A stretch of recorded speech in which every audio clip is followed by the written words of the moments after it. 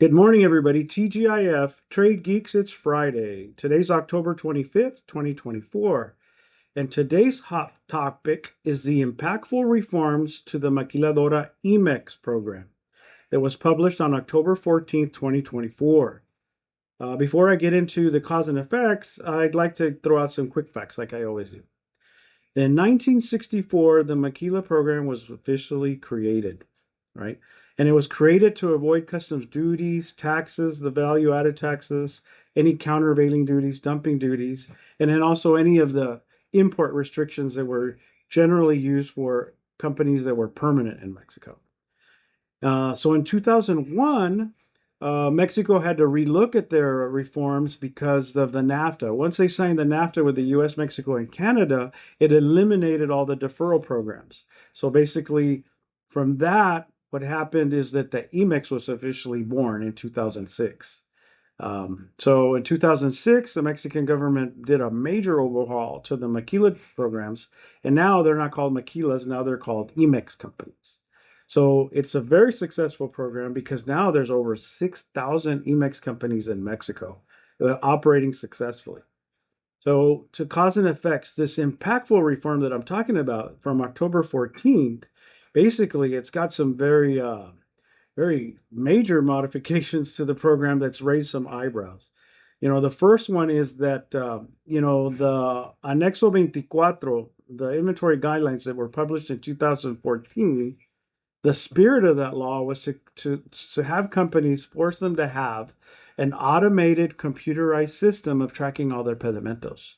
So in 2014, with the Anexo 24, basically that was a blueprint that gave all these IMMEX companies a blueprint on how they're supposed to manage their inventory.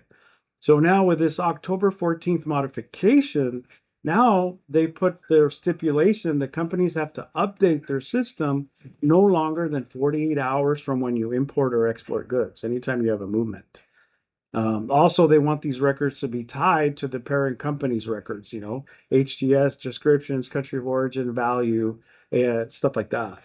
And then also, um, you have to provide, and this is the one that's really raised a lot of eyebrows, is you have to provide access to the Mexican government to your system, which is, highly intrusive.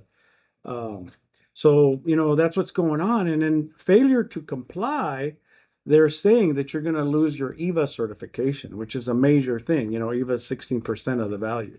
So it's a big cash flow issue. So, here at TradeFlex, we've been working with the IMMEX and Maquila companies for over 30 years, at least myself. I know my other family members have been working on this in the 60s, the 70s, and the 80s. But I could tell you that here at TradeFlex, we've learned some best practices, right? So to me, I think what's important is that you test the data. You're able to compare your information in your system with what the government has. And the government does give you access. It gives you access to information that they can give you. They can give you values, HTSs, quantities, some metrics like that. And you can use them to compare what you have in your system. Also you need to be working with your parent company. Most, 99% of the Maquilas or the IMMEX companies are a foreign subsidiary of a U.S. parent or a foreign parent. So the parent company and the Maquila, they need to be talking. You need to be comparing data.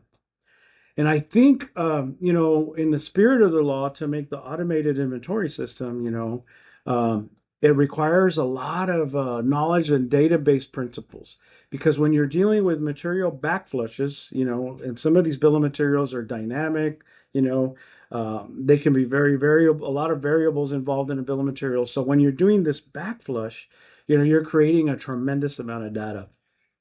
So databasing skills are critical. Also, EDI, data interchange, so that you can populate the records is really, really important. But again, here at TradeFlex, with all our experience, we're able to provide you insights on how to best manage this so that you're not overburdened. Because this could be a huge administrative burden to manage a total different inventory, right, outside of your normal ERP. So To avoid these costly mistakes, we recommend these controls, these best business practices. And then also we're available to do any external auditing or consulting on as needed basis. So here at TradeFlex, don't forget to look us up. You can find us at www.trade-flex.com. Lula's there. She's there to welcome you. So you can send your suggestions, feedback. You can reach out to us. You can contact us there through Lula. So thank you very much. This is a major reform. Good luck and have a good weekend.